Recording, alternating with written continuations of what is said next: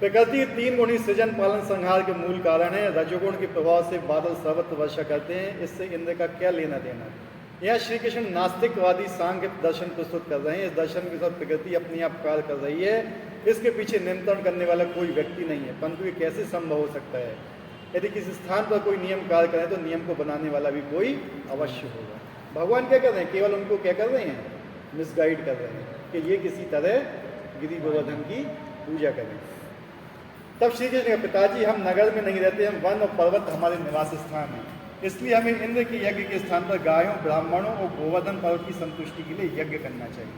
क्यों? क्योंकि उनको वनस्पति कहाँ से मिलती? गाय कहाँ चरने जाती थी? गोवर्धन पर्वत पर। वहाँ चरने जाएंगी तब वो दूध देंगी। उनके खेत में जितना जल आता था सब उनके झरनों से आता था, गोवर्धन पर्वत के। तो भगवान ने भी बताया कि हमें गोवर्धन की पूजा करना चाहिए। भगवान इनडायरेक्टली तौर पे बता रहे हैं। भगवान की स्वयं पूजा कराना चाहते थे गिरि गोवर्धन की, लेकिन उनको इनडायरेक्ट तरीके से उनके पास लेके गए। ये सुंदर नंद महाराज ने कृष्ण को समझाकर कहा कि वे इंद्र यज्ञ के बाद गोवर्धन के लिए भी यज्ञ करेंगे, परंतु कृष्ण ने बल देते हुए कहा कि इंद्र के लिए यज्ञ करने की कोई आवश्यकता नहीं है। क्यों बोला ये? क्योंकि भगवान को इंद्र का घमंड तोड़ना था और उस यज्ञ के लिए जुटाई गई सामग्री से ही गोवर्धन पूजा की जानी चाहिए। अंततः नंद महाराज को हार माननी पड़े, उन्होंने कृष्ण की इस पूजा की विधि पूछी। मतलब भगवान ने जब तर्क वगैरह दिए ना, तो भगवान के सामने कौन टिकने वाला है बताइए? तो फिर नंद महाराज को हारना पड़ा। उन्होंने कहा ठीक है, जैसा तुम कह रहे हो वैसा करेंगे। तब कृष्ण निर्देश देते हुए कहा कि यज्ञ के लिए जितने भी पकवान और व्यंजन बनाए गए हैं उन्हें यहाँ लाया जाए और योग ब्राह्मण द्वारा तुरंत इस पूजा की तैयारी आरंभ करें। ब्राह्मणों को भरपेट खिलाया जाए और गायों को दान दिया जाए। इसके पश्चात यहाँ आए प्रत्येक व्यक्ति को भोजन खिलाया जाए, यहाँ तक कि कुत्तों और चंडालों को भी, गायों को भी हरी घास दी जाए। भरपेट भोजन करने के बाद सब लोग सज धज कर आएँ और गायों, ब्राह्मणों, यज्ञाग्नियों, गोवर्धन की प्रदक्षिणा करें। पहले जो भी यज्ञ हुआ करता था उसमें सबको मिलता था, देवताओं को भी मिलता था, भगवान के पास भी जाता था, देवताओं के पास भी जाता था, मनुष्यों को मिलता था, गायों को मिलता था, कुत्तों को मिलता था, चांडालों को मिलता था। आजकल देखो ऐसी प्लेट्स बन गई कि गाय क्या खा रही है, सोचो। पहले किस पे थे? पुरैन पे मिलता था। जो पुराने व्यक्ति हैं उनको याद होगा, कमल की पुरैन तोड़ी जाती थी, पत्तल बनाई जाती थी, दोने बनाए जाते थे कि मतलब गाय, उसमें जो बचा हुआ है गाय भी खाती तो उसको नुकसान ना हो। समझ रहे हो? केले के पत्ते पे, साउथ इंडिया में जाओ शादियाँ होती, केले के पत्ते पे खाना दिया जाता है। वहाँ बफे सिस्टम नहीं चलता है। केले का पत्ता बिछाया जाएगा, उसमें दाल चावल सब कुछ रखा जाए, केले के पत्ते के ऊपर खाएंगे वो देखो संस्कृति अलग है। अभी तक वहाँ जीवित है ये संस्कृति दक्षिण भारत में, ठीक है। तो इस प्रकार से वो क्या कहा कि लास्ट में फिर सब लोग क्या करेंगे? परिक्रमा करेंगे गोवर्धन। पिताजी मेरा तो यही प्रस्ताव है, यदि आपको अच्छा लगे तो उसे स्वीकार करें। यही गायों, ब्राह्मणों, गोवर्धन पर्वत मुझे अतिशय प्रसन्न करेंगे। भगवान के इसमें मेरी प्रसन्नता होगी अगर आप गायों को, ब्राह्मणों को और गिरि गोवर्धन को संतुष्ट करेंगे तो मेरी संतुष्टि होगी। वो आज के दिन भी क्या हो रहा है वहाँ पर? यही चीज़ हो रही है। आज गोवर्धन पर्वत के चारों ओर अन्नकूट महोत्सव होगा। मतलब वहाँ पे इतना अन्न वितरित किया जाएगा कि आसपास का पूरा मथुरा, वृंदावन, आसपास इतने गाँव सब होके जाएंगे वहाँ से, ठीक है। जब नंद महाराज एवं वृक्ष के अन्य वरिष्ठ गोपों ने कृष्ण के वचन सुने तो उन्हें उपयुक्त मानकर उनके निर्देशानुसार कार्य करने लगे। इंद्र के लिए एकत्र किए सारी सामग्री से गोपों ने अत्यंत आदर सम्मानपूर्वक गोवर्धन पर्वत और ब्राह्मणों की पूजा की। तत्पश्चात गायों को हरी घास की गई और फिर उन्हें आगे रखते हुए सब ब्रजवासियों ने गोवर्धन की परिक्रमा आरंभ की। सुंदर आभूषणों एवं परिधानों सजी गोपियाँ बैलगाड़ियों के पीछे चलती हुई श्री कृष्ण की कीर्ति और गुणगान कर रही थी और ब्राह्मणों के मंत्रोच्चार के साथ मिलकर ध्वनि अत्यंत कर्णप्रिय प्रतीत होती थी। परिक्रमा पूरी होने पर कृष्ण ने विशाल रूप धारण किया। किसने अब रूप धारण किया? कृष्ण, भगवान कृष्ण। और गोवर्धन पर चढ़ाए गए सारे व्यंजन खा गए। भगवान कृष्ण, वो तो स्वयं क्या है? गोवर्धन क्या है? भगवान कृष्ण ही हो, साक्षात प्रकट है। कलयुग में भगवान कहाँ प्रकट होते हैं? जगन्नाथपुरी में। जगन्नाथपुरी में जगन्नाथ जी साक्षात भगवान है वो, उनमें भगवान में कोई भेद नहीं है। इसी प्रकार गिरिराज भगवान में कोई भेद नहीं है, साक्षात भगवान है वो। जो वहाँ बैठे हुए हैं। गिरिराज क्या हैं? साक्षात भगवान। और जगन्नाथ जी क्या हैं? वही साक्षात भगवान है। उनको पर्वत मानने की भूल मत करना, उनको कोई लकड़ी की विग्रह मान के भूल मत करना। साक्षात भगवान है ये। परिक्रमा पूर्व में कृष्ण ने विशाल रूप धारण के गोवर्धन चलाए हुए सारे व्यंजन खा लिए। तब वृंदावन वासियों के मन में विश्वास बढ़ने लगा कि श्री कृष्ण ने गृहस्थ हुई वाणी का, मैं ही गोवर्धन पर्वत हूँ। क्या बोला श्री कृष्ण ने? मैं ही गोवर्धन पर्वत हूँ। ब्रजवासियों के साथ कृष्ण भी उस विशाल रूप के सामने झुक गए और इस प्रकार उन्होंने स्वयं को ही प्रणाम किया। मतलब भगवान कृष्ण क्या थे? स्वयं गोवर्धन में प्रविष्ट हुए। उन्होंने कहा मैं ही भगवान हूँ और सारे व्यंजन उन्होंने खा लिए। तब श्री कृष्ण ने कहा, जरा देखो पर्वत किस प्रकार एक व्यक्ति के रूप में प्रकट होकर हमारे ऊपर अपनी कृपा बरसा रहा है। इस वन का यदि कोई प्राणी गोवर्धन की उपेक्षा करेगा तो वह गोवर्धन मनचाहा रूप लेकर उसका वध कर देगा। उपेक्षा नहीं करना है गोवर्धन की। इसलिए आओ अपनी और अपनी गायों की सुरक्षा के लिए इन्हें प्रणाम करो। उनको क्या करना चाहिए? प्रणाम करना चाहिए। इस प्रकार गोवर्धन पूजा का कार्यक्रम समाप्त हुआ और ब्रजवासी अपने गांव लौटे। अब होगा असली खेल। क्या होगा? अब असली खेल चालू होगा। जैसे ही इंद्रदेव को समाचार मिला कि ब्रजवासियों ने उनके लिए यज्ञ नहीं किया, अब क्या है, देवताओं की जब आप पूजा करते हो ना, तो आपने अचानक पूजा बंद कर दी देवताओं की, तो वो उसका प्रतिशोध लेते हैं, बदला लेंगे। इसलिए देवताओं की पूजा की तो भगवद गीता में नहीं बोला गया है। क्योंकि अगर एक व्यक्ति एक देवता की आप पूजा करे, उसकी अचानक बंद कर दोगे ना, तो फिर आपसे प्रतिशोध लेना चालू कर देगा। लेकिन भगवान ऐसा नहीं करते। ठीक है। जैसे ही इंद्रदेव को समाचार मिला कि ब्रजवासियों ने उनके लिए यज्ञ नहीं किया, तो वे नंद महाराज एवं अन्य कोप पर क्षुब्ध हो गए, मतलब गुस्सा हो गए। इतने दिनों से यज्ञ चल रहा था इंद्रदेव का, तो खुश थे। अब जैसे ही यज्ञ बंद कर दिया तो गुस्सा हो गए। समझे बात को? कहा जाता है कि पतन से पहले गर्व आता है। जब व्यक्ति नष्ट होने वाला होता है तो उसको अहंकार हावी हो जाता है। उसके ऊपर क्या हो जाता है? अहंकार। रावण था, अहंकार हावी था उसके ऊपर। कंस था, अहंकार हावी था। हिरण्यकश्यप था, अहंकार हावी था। जब भी किसी की पतन होने वाला होता है तो अहंकार उसके ऊपर हावी हो जाता है। क्रोधित होकर उन्होंने प्रलय के समय प्रिय होने वाले संवर्तक बादलों को बुलाया। संवर्तक ये एक बादलों का नाम है। जब इस दुनिया का नाश होता है ना, जल से नाश होना होता है, तो उस समय संवर्तक वेद ये आते हैं बादल, तो ये वर्षा करते हैं। इनकी बूंद पता कितनी मोटी होती है? जितनी हाथी की सूंड होती है। तो बूंदे हाथी की बराबर बराबर गिरती हैं उस समय। ऐसे ही इस समय हुआ। ठीक है।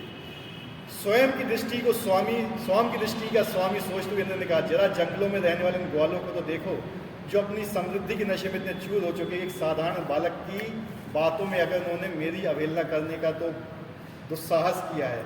इन मूर्खों ने कृष्ण की बचकानी बातों को मानकर उसी प्रकार मूर्खता गाई, जिस प्रकार भवसागर को पार करने के लिए इच्छुक व्यक्ति आत्मज्ञान के मार्ग को त्याग कर कर्म कांड रूपी छेदों वाली नौका का सहारा लेता है। क्या बोला? वो भगवान बालक को भगवान नहीं समझ रहे थे वो। ठीक है। जबकि स्वयं इंद्रदेव गए थे किसके साथ? ब्रह्मा जी के साथ और शिव जी के साथ, कि अभी आप अवतार लो, ये लोग हमारे ऊपर कंस राज कर रहा है। और वही जब भगवान अवतार ले लिए तो उन्हीं को भूल गए। समझ रहे आप? गए थे ये इंद्रदेव ब्रह्मा जी के साथ और शिव जी के साथ गए थे प्रार्थना करने के लिए, भगवान कंस बहुत ज़्यादा परेशान कर रहा है, हमें अपने यज्ञ का भाग नहीं मिल रहा है। ठीक है, आप आइए इसका वध कीजिए। और जब भगवान आए तो उन्हीं को भूल गए। कैसे हैं मतलब? तो क्या बता रहे हैं कि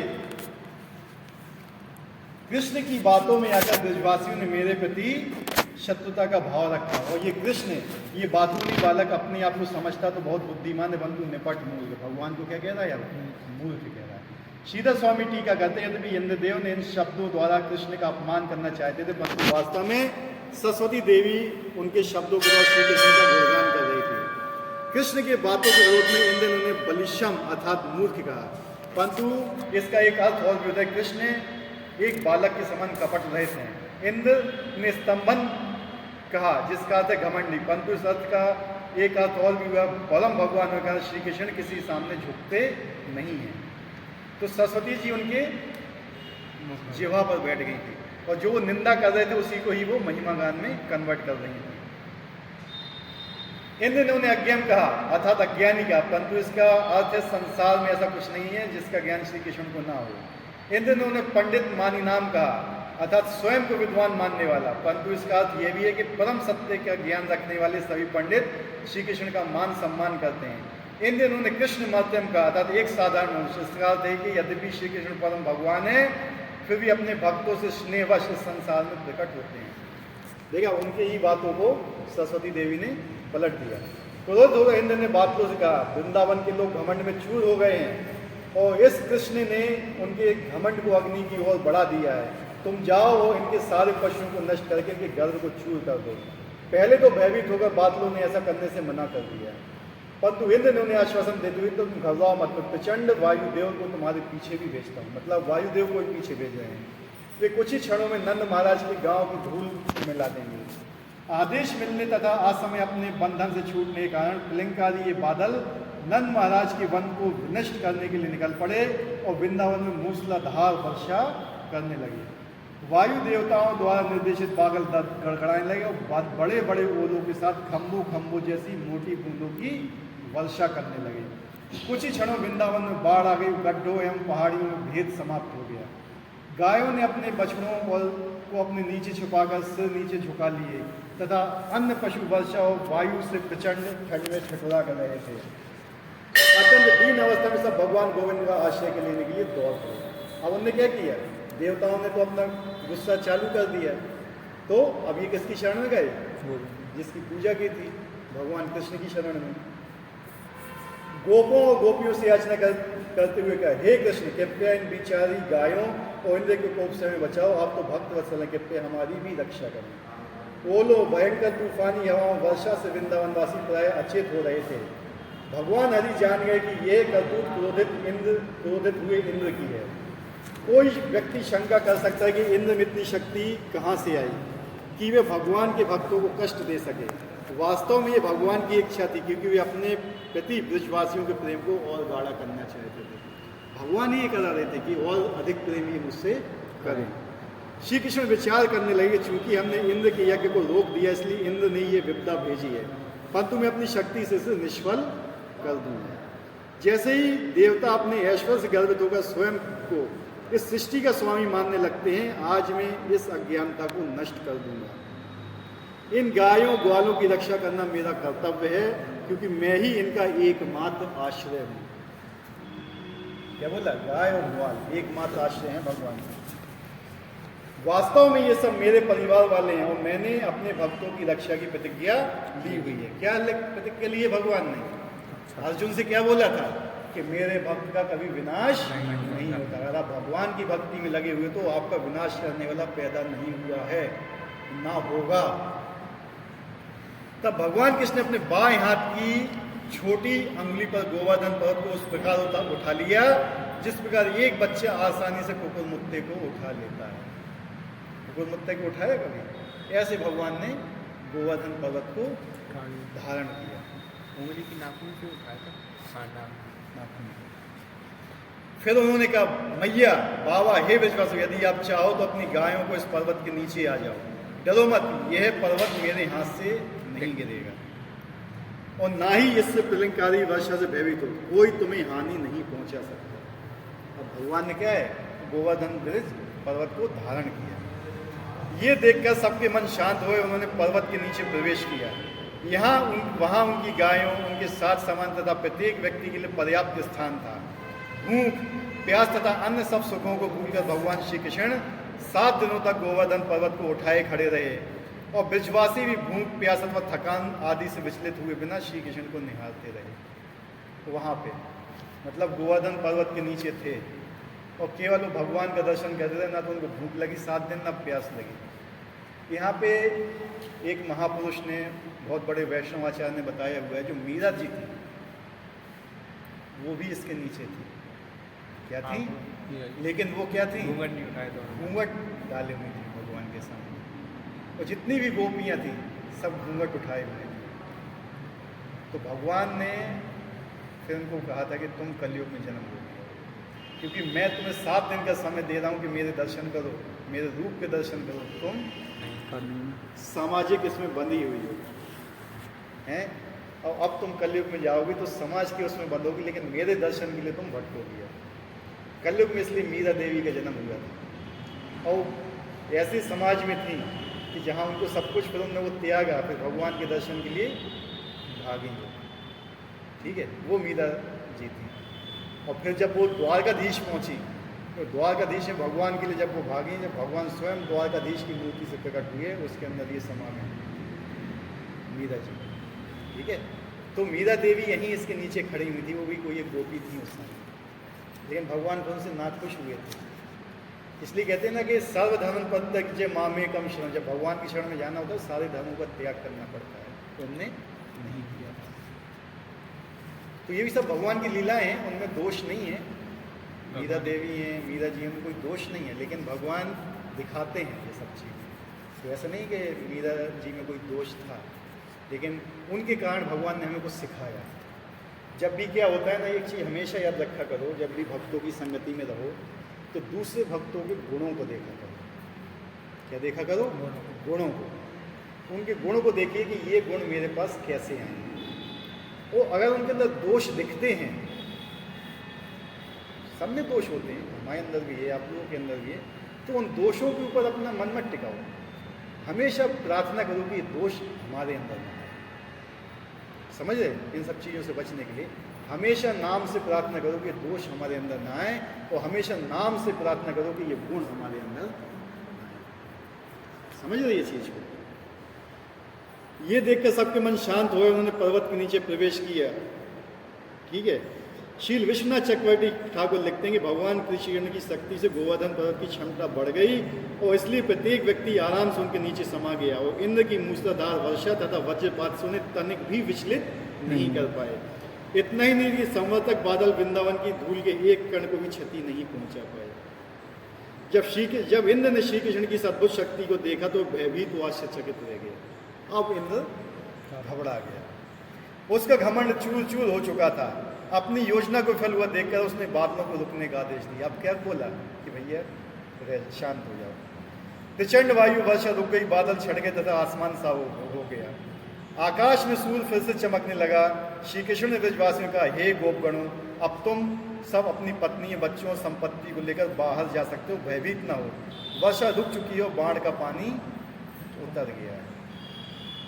ठीक है, सब ग्वाले अपनी गायों को हाँकते हुए और अपनी बैलगाड़ी में सामान लादकर एक एक करके गोवर्धन के नीचे से निकलने लगे, और फिर सब ब्रजवासियों ने देखते देखते पूर्ण पुरुषोत्तम भगवान ने गोवर्धन को ठीक उसी स्थान पर रख दिया जहाँ से उसे उठाया था, वहीं रख दिया भगवान ने। वृंदावन वासियों के आनंद का ठिकाना ना रहा,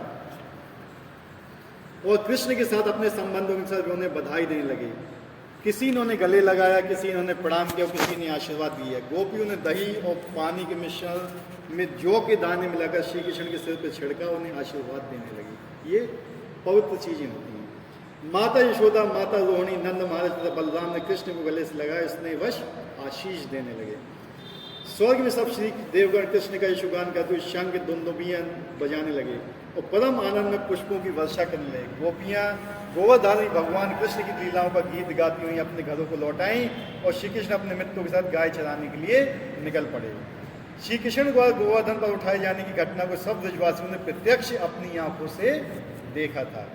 आश्चर्यचकित हो गए सब नंद महाराज के पास है, बोलने लगे, नंद महाराज, आपका पुत्र ऐसे अद्भुत कार्य कर रहा है, हमें आश्चर्य होता है कि उसमें हम जैसे मनुष्यों के समाज में कैसे जन्म ले लिया। ये कैसे संभव है कि 7 वर्ष के इस नन्हे बालक ने केवल एक हाथ से गोवर्धन पर्वत को उठा लिया, मानो किसी हाथी ने कमल का फूल उठाया हो। जब कृष्ण कुछ दिनों का ही शिशु था तो उसने पूतना का प्राण चूस कर उसका वध किया। 3 महीने होने पर उसने केवल अपने पैर के अंगूठे से स्पर्श करके बड़े छकड़े को पलट दिया, और 1 वर्ष की अवस्था में उसने आकाश में इतनी ऊंचाई पर पहुंचने पर भी तृणावत का वध किया। मतलब भगवान की सारी लीलाएं का याद करने लगे कि कोई साधारण नहीं। तो इस प्रकार से देखो, समय भी हो रहा है, पूरा करें हैं? ये यहीं विराम करें, पूरा पूरा पूरा करें, ठीक है। जब कृष्ण की माँ ने उसको फल के साथ बांधा तो उसे घसीट कर आंगन में ले गया और विशाल अर्जुन वृक्ष को गिरा दिया और बाद में बकासुर, वत्सासुर, धेनु का सुर का वध किया, ग्वाल बालों एवं गायों की प्रचंड वन अग्नि से रक्षा की। कृष्ण ने कालिया का दमन करके उसे यमुना नदी में छोड़ने के लिए बाध्य कर दिया। यमलार्जुन वृक्ष का भी चल रहा है, कार्तिक का महीना, कार्तिक के महीने में भगवान ने यमलार्जुन का उद्धार किया, ठीक है। कौन थे ये? कुबेर के दोनों पुत्र थे जो धन के घमंड में चूर हो गए थे। क्या क्या नाम था इनका? कुवल्यापीठ और मणिग्रीव। कुवल्यापीठ उसके पीठ पे कुवड़ था तो मणिग्रीव उसके गले में एक मणि थी।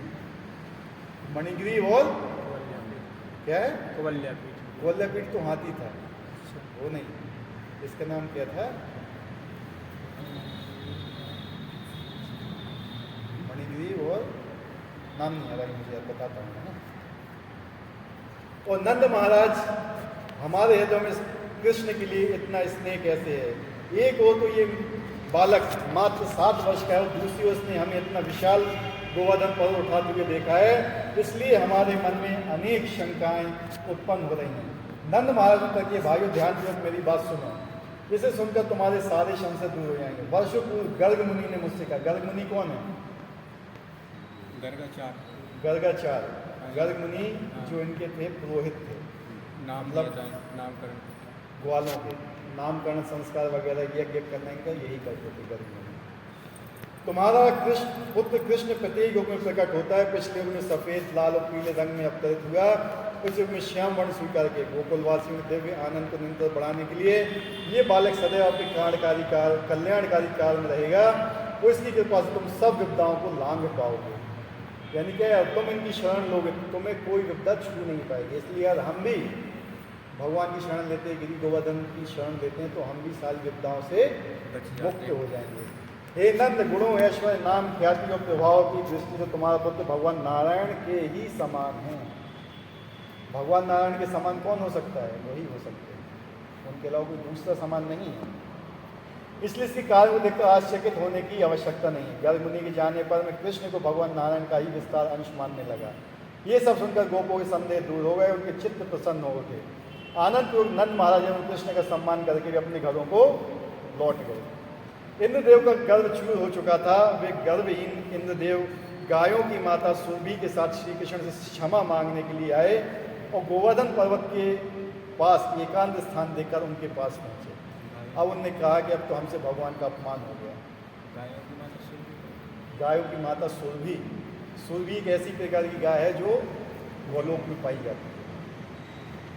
सुरभि दूध अकेला नहीं देती, सारे व्यंजन भी देती है, सारे रतन भी देगी, यहाँ तक कि महल भी देगी, ठीक है। सुरभि गाय, भगवान को गाय अति प्रिय है। कहते हैं कि जब भगवान तो उससे रुष्ट हो गए थे इंद्र से, अब इंद्र को डर लगा कि अब मेरा पद चला जाएगा, तो भगवान को मनाने के लिए गए। तो भगवान को मनाने के लिए किसी ऐसे व्यक्ति को सामने रखें जिसको भगवान प्रेम करते हैं। अगर कोई व्यक्ति आपसे रुष्ट हो गया तो आप उससे माफ़ी मांगने जाओगे तो किसको लेके जाओगे? जो उसका प्रिय होगा, जो उसका प्रिय होगा कि कम से कम बात बन जाए। तो इंद्र ने भी क्या किया? ब्रह्मा जी ने बोला था इंद्र को कि सुरभि को लेके जाओ, भगवान को गाय बहुत प्रिय है, वो आसानी से माफ कर देंगे, ठीक है। इंद्रदेव अत्यंत लज्जित थे कि उन्होंने श्री कृष्ण के प्रति अपराध किया है, इसलिए भगवान ने पश्चाताप करने का अवसर दिया। भगवान को देखते ही इंद्र भूमि पर गिर पड़े, सूर्य के समान देते हुए अपने मुकुट को भगवान के चरणों पर रख दिया, ठीक है। सामने ही गिर पड़े भगवान को, तो मुझे क्षमा कर दो, और मुकुट को अपना भगवान के चरणों में रख दिया। दीन भाव से अपने हाथ जोड़कर इंद्रदेव ने श्री कृष्ण कहा, हे भगवान, आपका दिव्य रूप शुद्ध सत्वगुण से युक्त है, प्रकृति 3 गुणों के प्रभाव से मुक्त है। आप लोभ, काम, क्रोध, लोभ जैसे दुर्गुणों से पूर्णतः परे हैं, परंतु फिर परमेश्वर होने के नाते दुष्टों का दमन एवं धर्म की रक्षा के लिए लोगों को दंड देते हैं।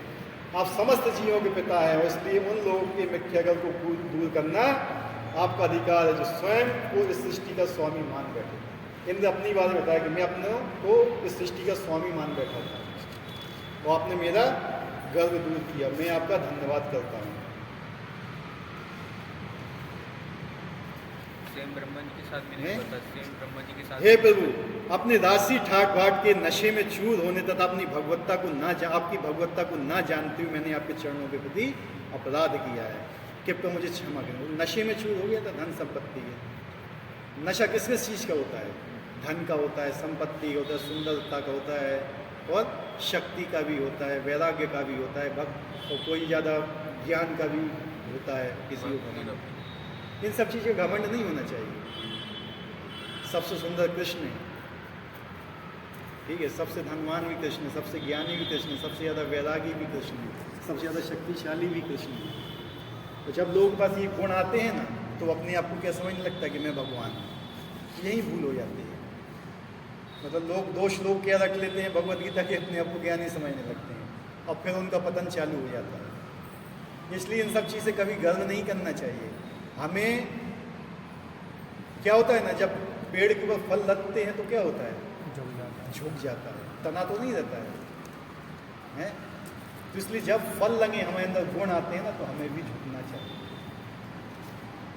हे नाथ, मेरा यज्ञ न किए जाने पर अभिमानवश में अत्यंत क्रोधित हो गया था और मैंने भयंकर वर्षा और तूफान द्वारा आपके वृंदावन को नष्ट करने का प्रयास किया, परंतु आपने मेरी योजना को निष्फल करके मेरे अभिमान को नष्ट कर दिया। अब मैं आपकी शरण में आया।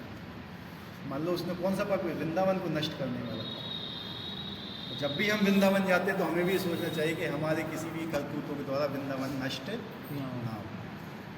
ये सुनकर श्री कृष्ण मुस्काने लगे, मेहों के समान गंभीर स्वर बोले, हे देवराज, तुम्हारे ऊपर कृपा करने के लिए ही मैंने ये यज्ञ बंद किया था। क्यों? भगवान उसके ऊपर कृपा कर रहे थे कि इसका अहंकार नष्ट हो और ये मेरे पास वापस आए। अगर भगवान आपके अहंकार को भी नष्ट कर रहे हैं तो वो भी भगवान की ही कृपा है, ठीक है? यानी आपकी गलत चीज़ को नष्ट कर रहे हैं वो।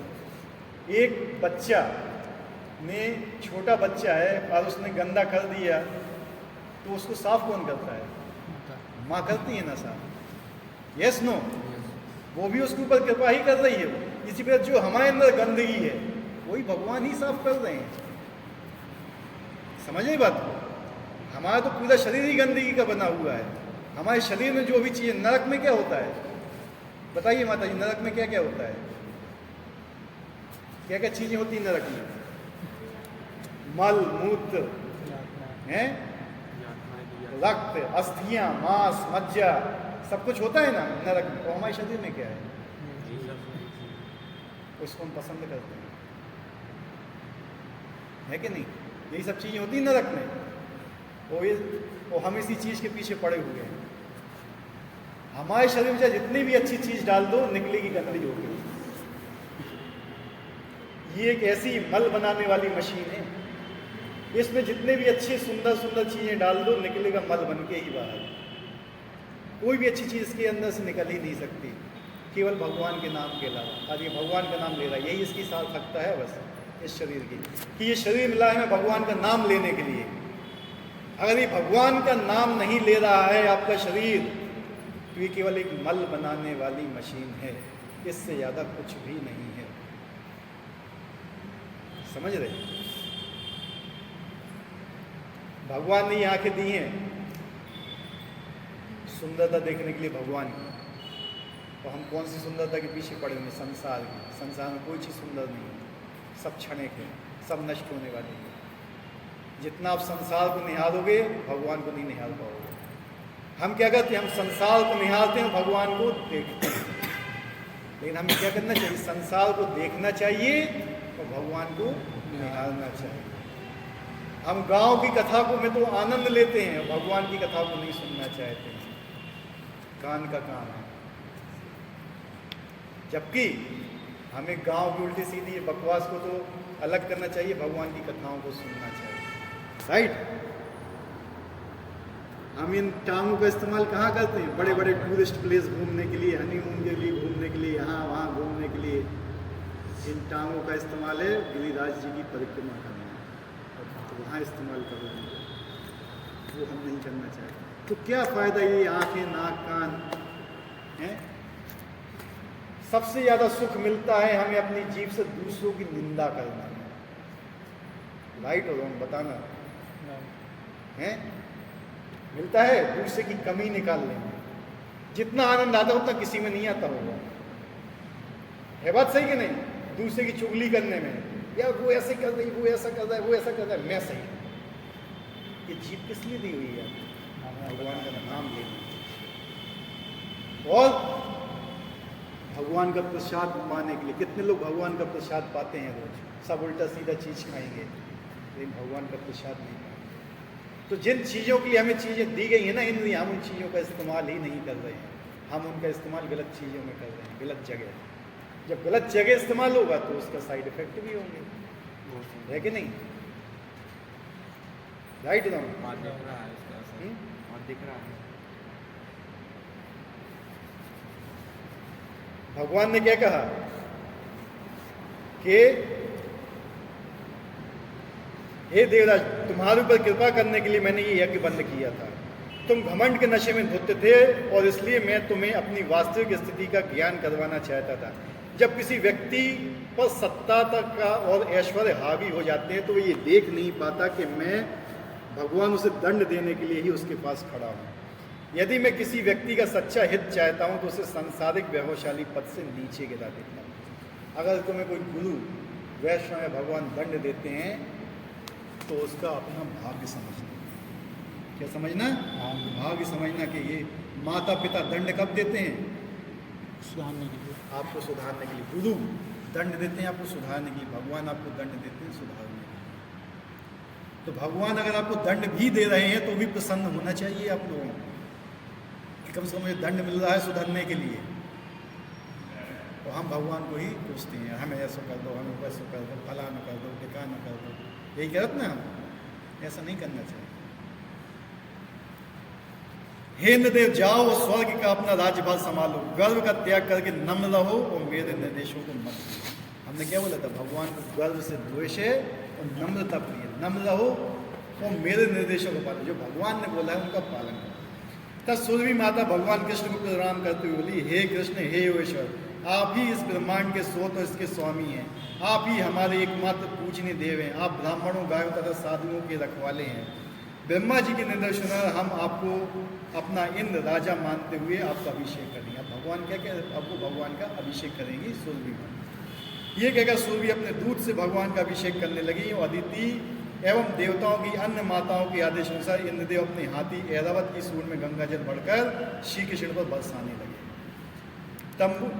तुम्बुरु, नारद और अन्य गंधर्वगण भगवान की महिमाओं का गान करने लगे और अत्यंत आनंदित होकर देव पत्नियां नृत्य करने लगी। सर्वश्रेष्ठ देवगण भगवान पर फूलों की वर्षा करते हुए उनकी कीर्ति गाने लगे। संपूर्ण ब्रह्मांड के प्राणी ने परम संतुष्टि का अनुभव किया और गायों ने अपने दूध से धरती को भिगो दिया। नदियां सरस जल से बस भर उठी, वृक्षों का शहद छूने लगा, वनस्पतियां बिना खेती किए उगने लगी और पर्वत उदारता से उन खनिजों रत्नों को बांटने लगे जिन्हें अभी तक उन्होंने अपने उदर में छुपाए हुआ था। श्री कृष्ण के अभिषेक के दौरान परस्पर वैर रखने वाले प्राणी भी अपनी शत्रुता भूलकर एक दूसरे के साथ प्रेम का व्यवहार करने लगे। अभिषेक की समाप्ति और देवराज इंद्र भगवान की अनुमति से अपने अनुचरों एवं अन्य देवताओं सहित स्वर्गलोक को लौट गए।